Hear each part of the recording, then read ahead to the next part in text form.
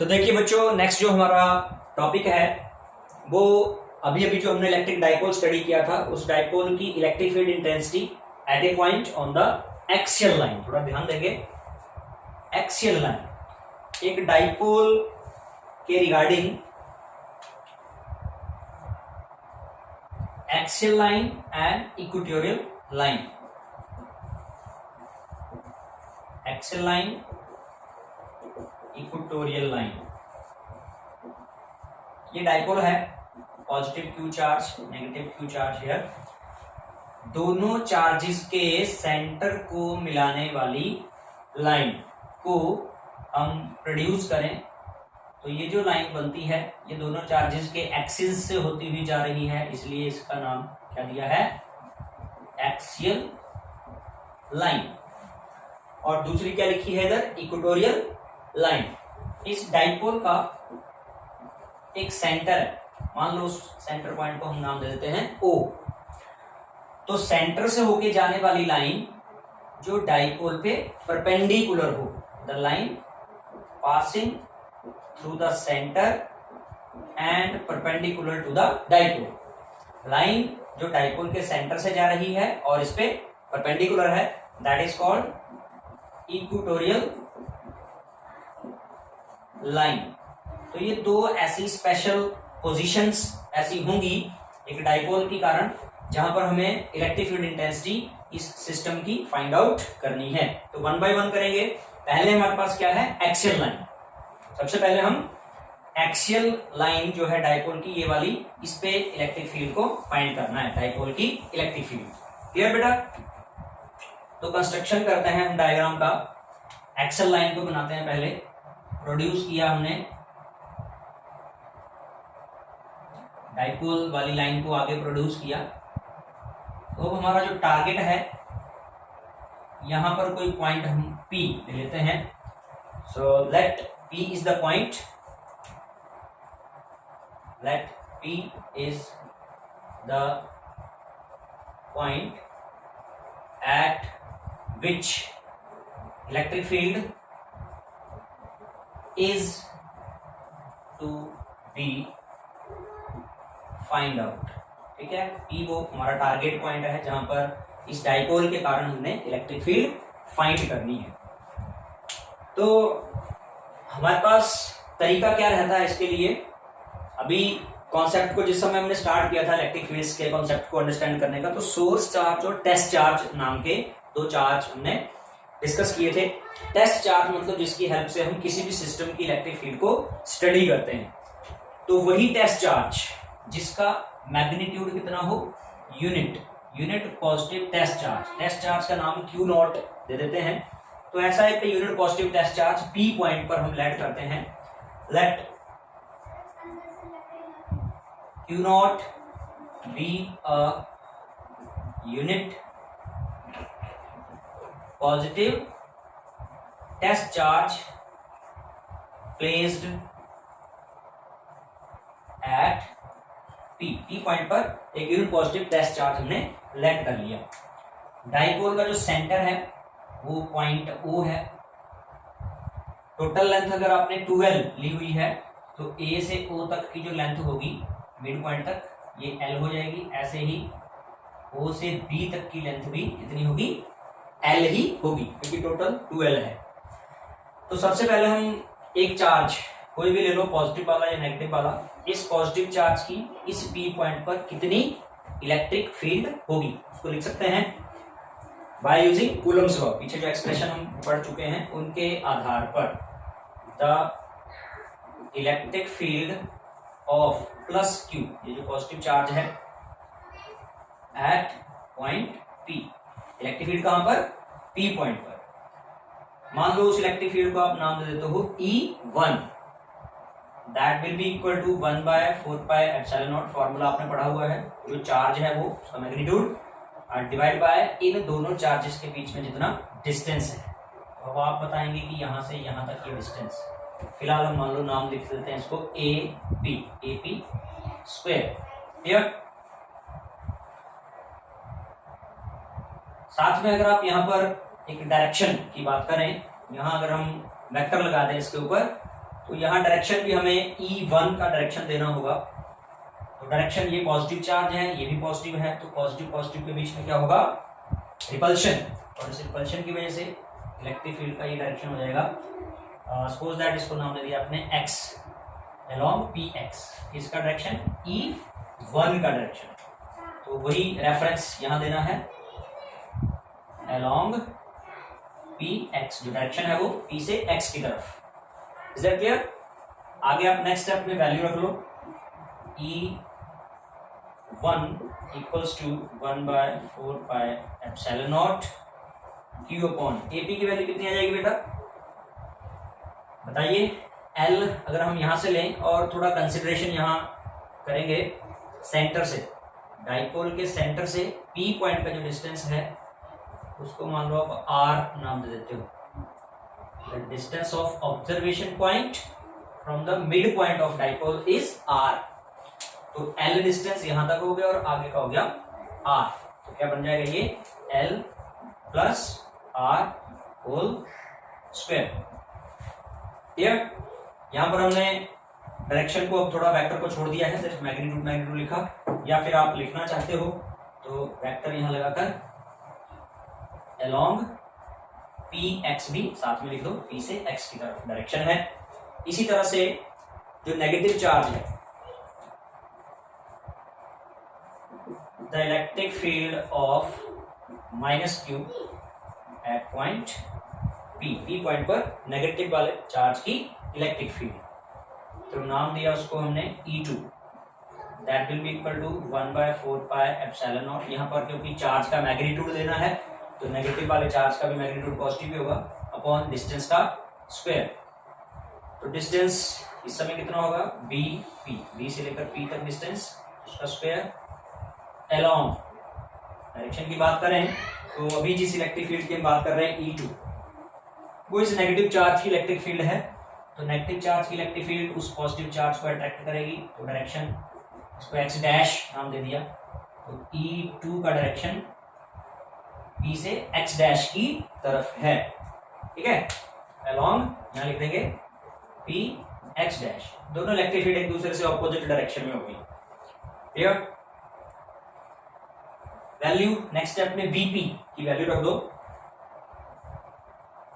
E2 vector will be equal to 1/4 pi epsilon naught Q upon, तो calculate कीजिए Vp कितना हो जाएगा, जो आपका R है, इस R में से L इतना इतना माइनस कर दिया जाए तो ये वाला Vp डिस्टेंस आ जाएगा, that is R minus L का होल स्क्वायर, और साथ में यहाँ along px डैश। तो ये दोनों ही चार्जेस की इलेक्ट्रिक फील्ड्स हमारे पास आ गई हैं। डाइपोल के जो दो चार्ज हैं, दो वेक्टर हैं जो एक पॉइंट पर दोनों की जो डायरेक्शन है एक दूसरे से ऑपोजिट है, तो रिजल्टेंट दोनों का अब हमने फाइंड आउट करना है, तो दोनों को सब्ट्रैक्ट करके बड़े वाले वेक्टर में से छोटे को सब्ट्रैक्ट करेंगे, तो बड़ी इलेक्ट्रिक फील्ड किसकी होगी, जो चार्ज नजदीक है P पॉइंट के, जो नजदीक चार्ज है उसका वेक्टर यहाँ बड़ा होगा, तो that means E2 electric field बड़ी होगी। So net electric field of dipole E नाम दे देते हैं, मान लो उस इलेक्ट्रिक फील्ड को हम E वेक्टर, तो दैट इज E2 बड़ी है, E2 माइनस E1, क्योंकि दोनों वेक्टर एक दूसरे से ऑपोजिट हैं, तो सब्ट्रैक्शन से वो रिजल्टेंट आ जाएगा, that is vector E equals to, दोनों की वैल्यू रख दें, तो इसमें जो कॉमन पार्ट आ रहा है Q by 4 pi epsilon naught, bracket के अंदर E2 की वैल्यू में आ रहा है 1/r minus L whole square, minus 1/L plus R लिखा है, हम इसको R प्लस L भी लिख सकते हैं, होल स्क्वायर, ब्रैकेट क्लोज्ड। तो ये वाला जो पार्ट है इक्वेशन का वो हमने अब सॉल्व करना है, इधर इसको लिख लेते हैं, आगे का पार्ट इधर कंटिन्यू कर देते हैं। Vector E equals to Q by 4 pi epsilon naught, आपके पास जो ये नीचे डिनोमिनेटर में आ रहा है इसका आप एलसीएम ले लीजिए, a माइनस बी और ये है a प्लस बी, क्या होता है formula, a square minus B square, तो ये बन जाएगा R square minus L square का होल स्क्वायर, तो बाहर है ही है, और प्रोडक्ट हो जाएगा, ये वाली टर्म इधर प्रोडक्ट हो जाएगी, ये वाली उधर हो जाएगी, यानी कि आर प्लस एल का होल स्क्वायर इधर आ गया, R plus L whole square minus R minus L whole square. Clear? A plus B का होल स्क्वायर ओपन कीजिए, R square plus L square plus 2RL minus R square plus L square होगा, वो sign change हो जाएगा, minus L square हो गया, और minus का 2RL वो प्लस का 2RL हो जाएगा, डिवाइड बाय में R square minus L square का होल स्क्वायर ही चल रहा है। Next step, Q by 4 epsilon naught, कुछ टर्म्स यहाँ कैंसिल हो जाती हैं, आर स्क्वायर से एल स्क्वायर से 2RL और 2RL दोनों पॉजिटिव हैं, तो ये बन गया 4RL divide by R square minus L square का होल स्क्वायर। नेक्स्ट स्टेप में हम इस 4RL को ब्रेक कर देते हैं 2R और 2L में। 4RL है तो पहले हमने लिख लिया 2L और इंटू 2R, लिख सकते हैं ऐसा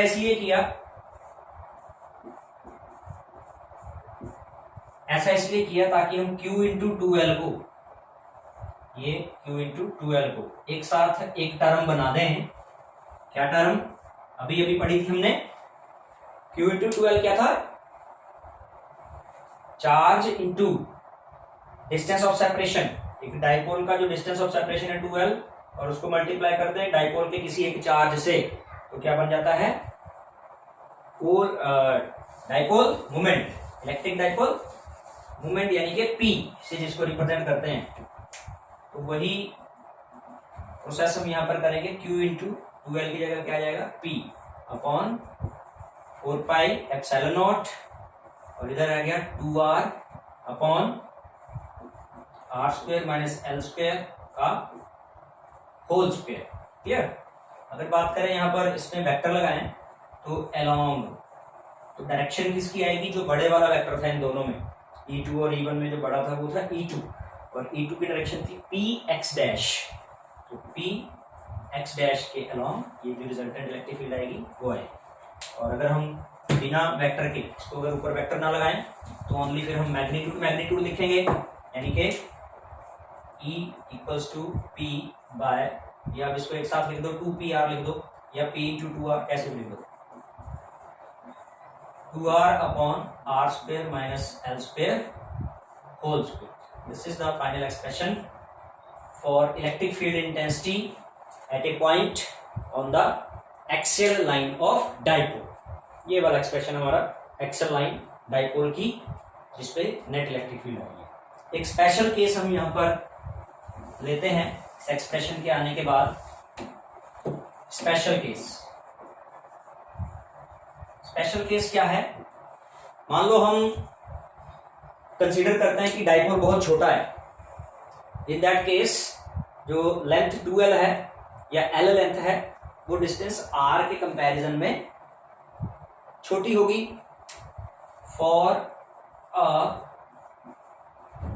शॉर्ट डाइपोल, उस बात को हम ऐसे लिखते हैं, फॉर ए शॉर्ट डाइपोल का मतलब है that distance R is very very greater than distance L, so it implies L square, जो L का स्क्वायर है बहुत छोटी क्वांटिटी है तो उसका स्क्वायर और भी छोटा हो जाएगा, L square can be neglected in comparison to R square के कंपैरिजन में L स्क्वायर को नेग्लेक्ट कर देंगे तो इक्वेशन नेट इलेक्ट्रिक फील्ड की जो ऊपर आई है हमारे पास, उसमें क्या चेंजेस आएंगे, E will be equal to P by 4 pi epsilon naught, यहाँ पर 2R है, और नीचे क्या रह जाएगा, R स्क्वायर का स्क्वायर, माइनस का जो L स्क्वायर था वो नेग्लेक्ट कर दिया तो ओनली R स्क्वायर रह गया, यानी कि R की पावर 4।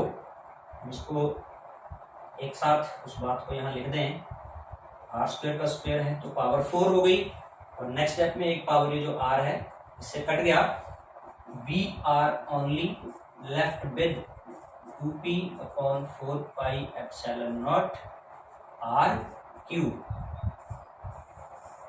तो यहां पर हम क्या देख रहे हैं, एक पॉइंट चार्ज की जो इलेक्ट्रिक फील्ड थी वो तो इनवर्सली प्रोपोर्शनल थी स्क्वायर ऑफ द डिस्टेंस के। फॉर्मूला यही था पॉइंट चार्ज के लिए इलेक्ट्रिक फील्ड क्या था, 1/4πε0 q/r²। तो स्क्वायर से इनवर्सली प्रोपोर्शनल थी, जबकि जो इलेक्ट्रिक फील्ड एक शॉर्ट डाइपोल के कारण आई, शॉर्ट डाइपोल की जो इलेक्ट्रिक फील्ड आई वो क्यूब ऑफ द डिस्टेंस के इनवर्सली प्रोपोर्शनल है। ये पॉइंट नोट करने वाला है। शॉर्ट डाइपोल के कारण इलेक्ट्रिक फील्ड उसके डिस्टेंस के क्यूब के इनवर्सली प्रोपोर्शनल है। कहने का मतलब एक जैसा डिस्टेंस अगर चेंज किया जाए तो एक पॉइंट चार्ज में जितनी इलेक्ट्रिक फील्ड चेंज होती है, अगर डिस्टेंस बढ़ाएंगे तो फील्ड घटेगी।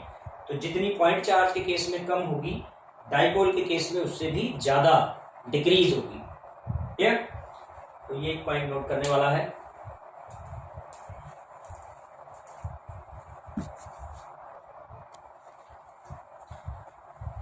सो डियर स्टूडेंट्स, हम अपने टॉपिक को आगे कंटिन्यू करते हुए electric field intensity at a point on the equatorial line, इससे पहले जो टॉपिक हमने किया वो था एक्सियल लाइन। इलेक्ट्रिक डाइपोल की एक्सियल लाइन पर डाइपोल की इलेक्ट्रिक फील्ड फाइंड की। और अब हमारा टॉपिक है डाइपोल की इक्वेटोरियल लाइन। इक्वेटोरियल लाइन क्या है, आपको पहले बताया गया था।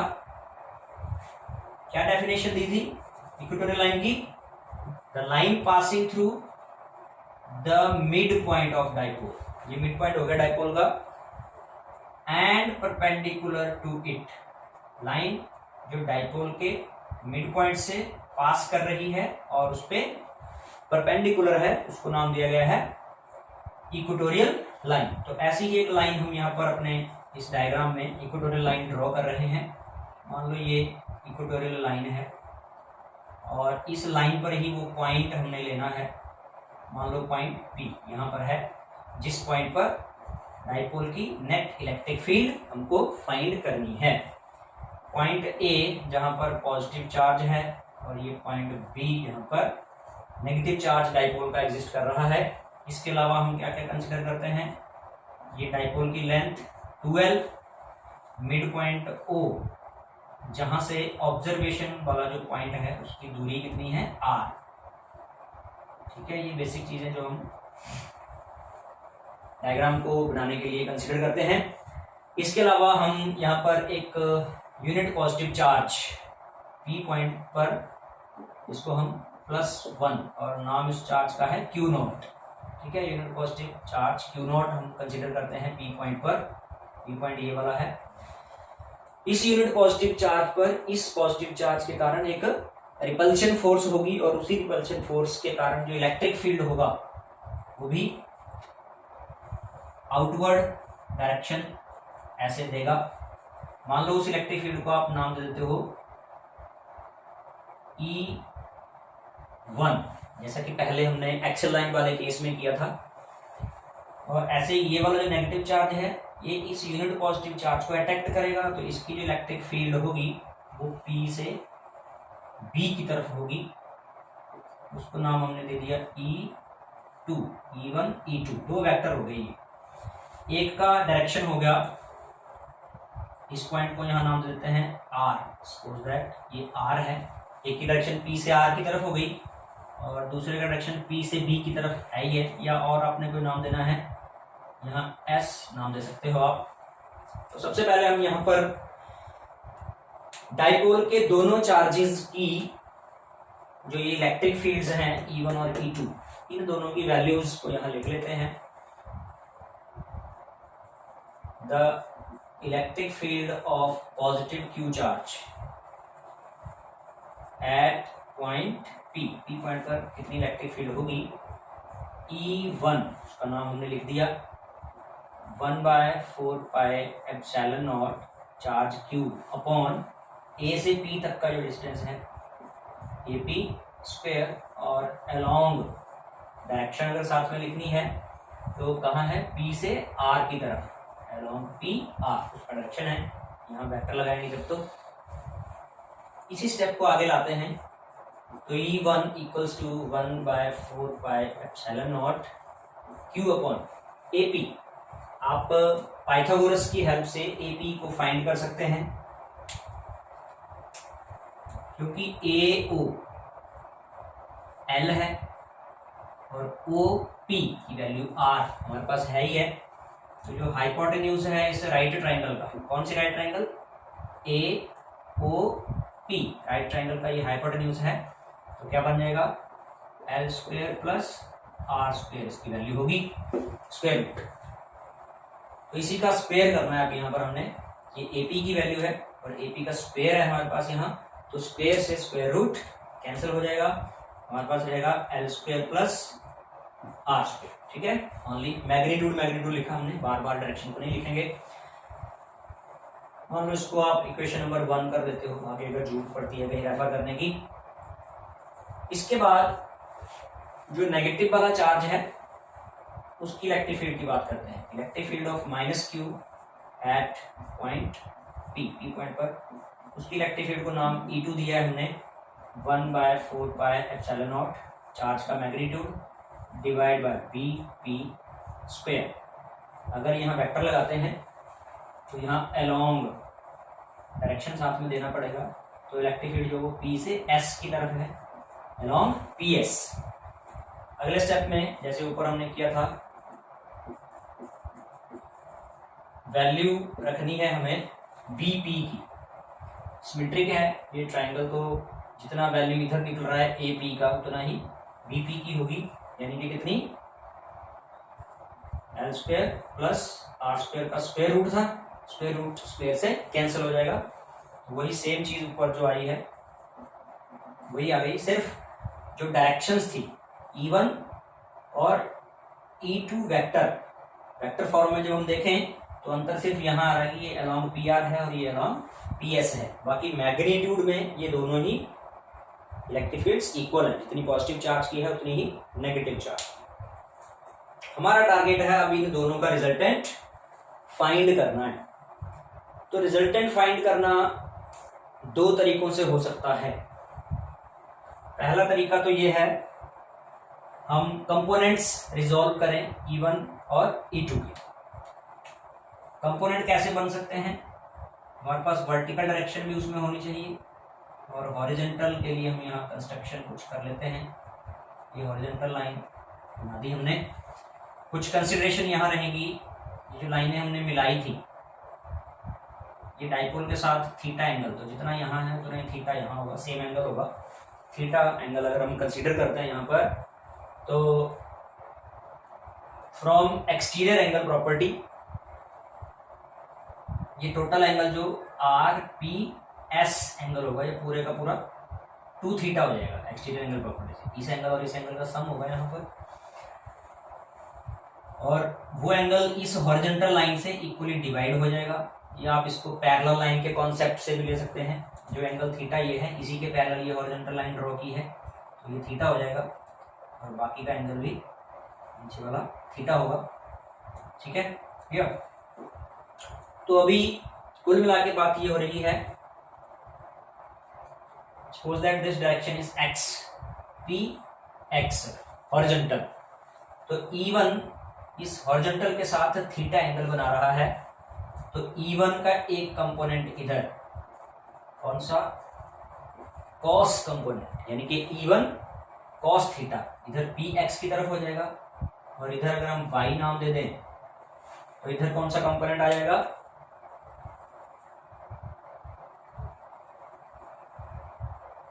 E1 का साइन वाला कंपोनेंट इधर आ जाएगा, है ना। रेक्टेंगुलर कंपोनेंट्स 11th क्लास में पढ़े हुए हैं आपने, साइन कंपोनेंट इधर आ जाएगा। ऐसे ही यहां पर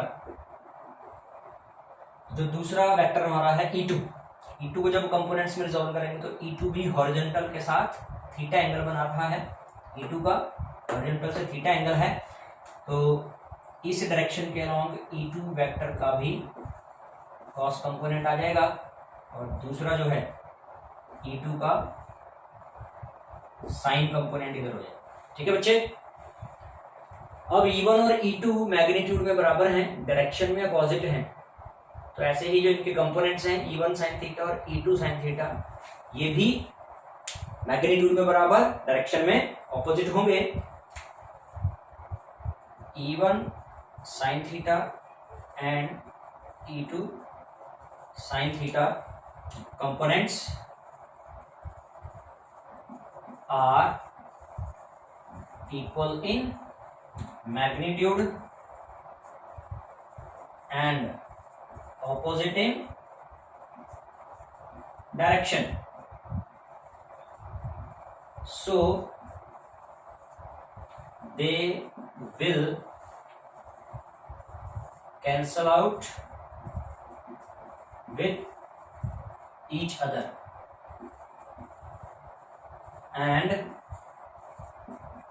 the total electric field या net electric field will be the sum of cos components या horizontal components, है ना, horizontal बेटर है, horizontal components।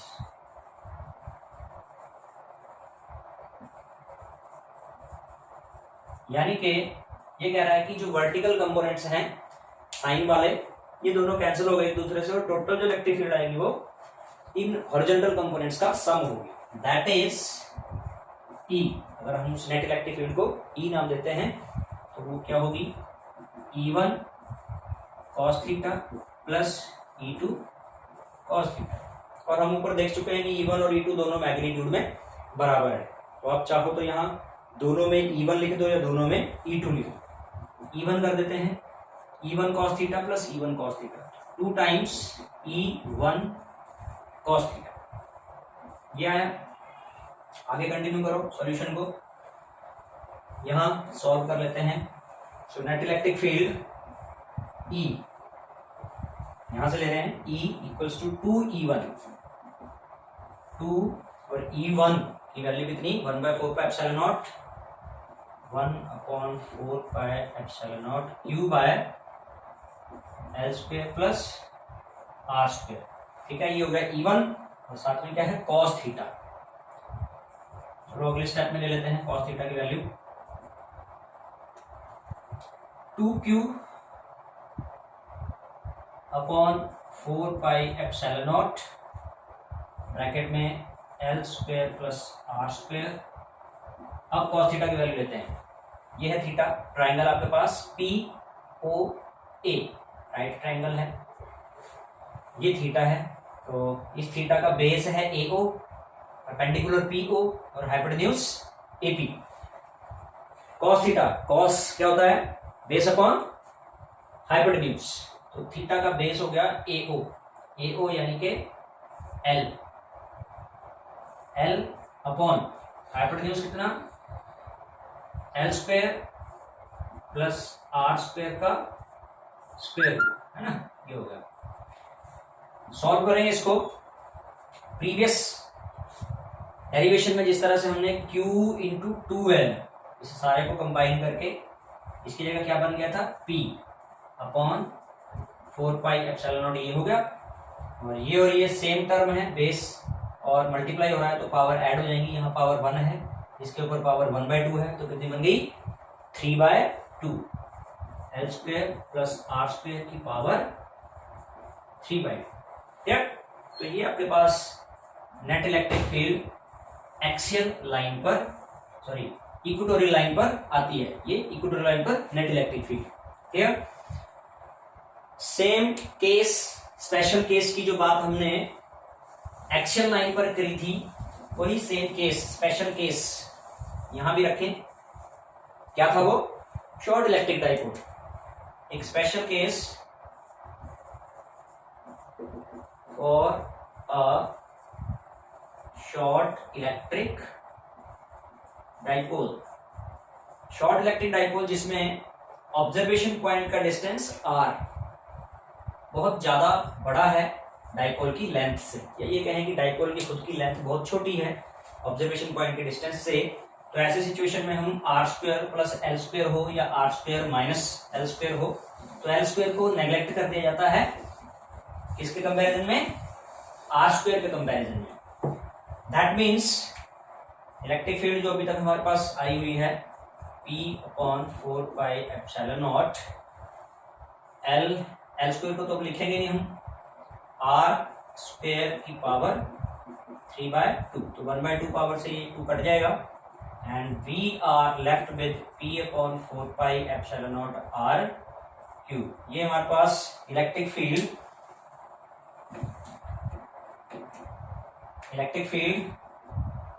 इक्वेटोरियल, थोड़ा सा सिंबल हमने नीचे दिया इक्वेटोरियल के लिए, और शॉर्ट इलेक्ट्रिक डाइपोल की इलेक्ट्रिक फील्ड जो एक्सेल के लिए आई हुई थी वो आई थी 2P/4πε0 R, है ना। तो अंतर किसका आ रहा है, यहाँ पर 2 टाइम्स है, कहने का मतलब ये हो गया electric field on the axial line is 2 times the electric field on equatorial line। Same distance, आपको थोड़ा समझना है कि जितने डिस्टेंस पर इधर एक्सियल लाइन पर एक डाइपोल की इलेक्ट्रिक फील्ड, जितने डिस्टेंस पर इधर बात की जाए एक्सियल लाइन पर, अगर उतना ही डिस्टेंस इधर इक्वेटोरियल लाइन पर कंसिडर किया जाए तो एक्सियल लाइन पर इलेक्ट्रिक फील्ड जो है वो डबल होगी जितनी इक्वेटोरियल लाइन पर।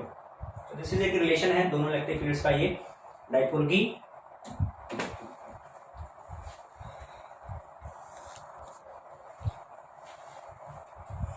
सो स्टूडेंट्स, आज के इस वीडियो लेक्चर में इतना ही, बाकी के टॉपिक्स हम नेक्स्ट वीडियो में कंटिन्यू करेंगे। होपफुली बहुत अच्छे से आप स्टडी करेंगे, सीरियस होके ये सारे टॉपिक्स को स्टडी करेंगे, और जितनी जो भी कोई डाउट्स प्रॉब्लम्स आते हैं उनको अपने सब्जेक्ट टीचर से मेरे पर्सनल नंबर पे आपने फोन करके पूछना है क्वेश्चंस को। All the best.